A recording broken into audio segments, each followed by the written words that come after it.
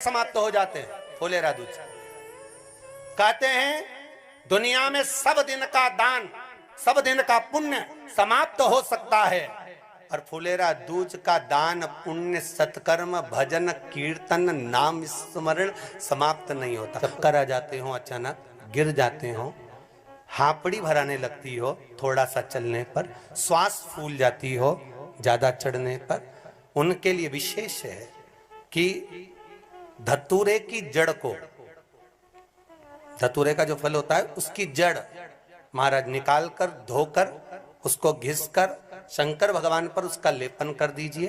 थोड़ी सी जड़ शिव जी पर चढ़ा दीजिए। फुलेरा दूज के दिन उस जड़ को पानी चढ़ाकर वापिस लेकर आ जाइए।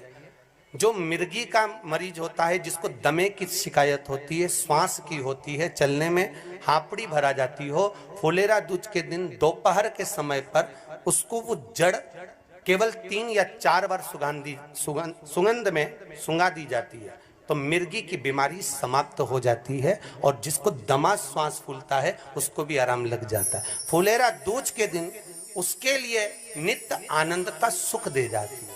और भी ध्यान दें, जिसको बहुत भारी बीमारी हो, डॉक्टर कह रहे हैं कि ऑपरेशन की जरूरत है, ऑपरेशन कराना पड़ेगा, गांठ हो गई है, ये हो गया है, वो हो गया है, निवेदन है एक धतूरा फुलेरा दूज के दिन भगवान शंकर के शिवलिंग पर समर्पित करें, और 5 बेलपत्र नंदीश्वर भगवान पर अर्थात भगवान नंदी पर समर्पित करें। जीवन में कितनी बड़ी भी बीमारी होगी वो आगे नहीं बढ़ सकती, ऑपरेशन की जरूरत नहीं पड़ सकती, वो केवल फुलेरा दूज पर हो,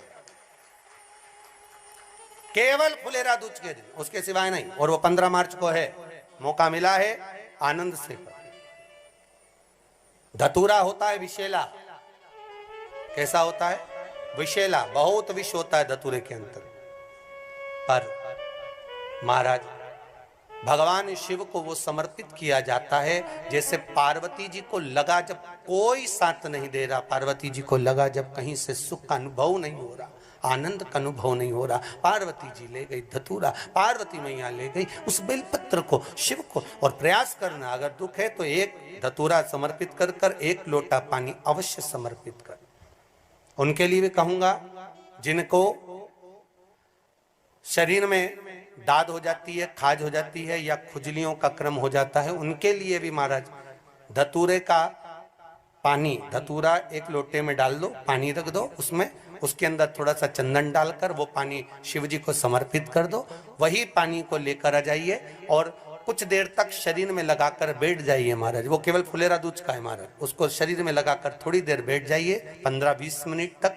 शरीर के अंतर्गत कोई वस्त्र ना हो, उस वस्त्र को उतार कर उसको लगाकर बैठ जाओ। 2.5 से 3 महीने में दांत खाज किसी भी चर्म रोग होगा वो धीरे धीरे समाप्ति की ओर हो जाएगा। महाराज फुलेरा दूज का महत्व शास्त्र कहता है, भले इसको छुपाकर रखा गया हो शास्त्रों के अनुसार, पर इसकी महत्व का बना। जो दुकान, जो व्यापार, जो व्यवसाय, और पहले भी आपको कहा, मान लो आप शिवरात्रि के दिन रात को भगवान शंकर को धतूरा चढ़ाते हो व्यापार व्यवसाय के लिए, और वो धतूरा आप शिवरात्रि के दिन सुबह 4 बजे से पहले नहीं बांध सकते, तो उस धतूरे को फुलेरा दूज के दिन लाल वस्त्र में बांधकर अपने व्यापार वाली जगह पर बांध दो।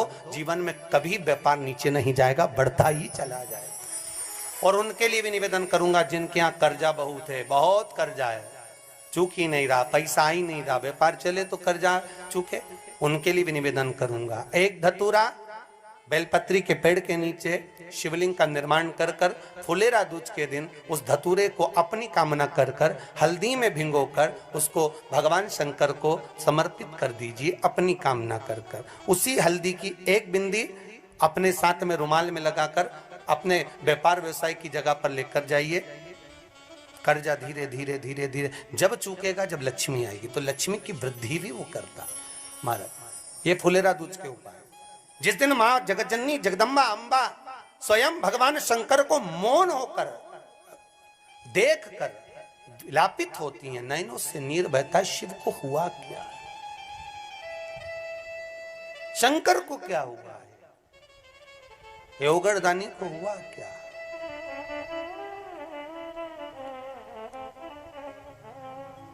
नयन जल था।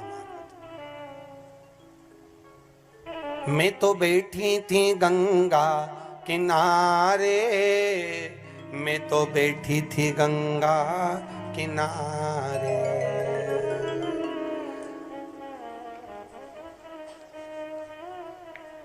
ऐसा धक्का दिया ओ भोलेनाथ, दिल तुझको दिया ओ भोलेनाथ। भगवान शिव ओगड़दानी, त्रिकालदर्शी, कैलाशी, अविनाशी, इस चित्तवृत्ति के मन की बात को धारण करने वाले,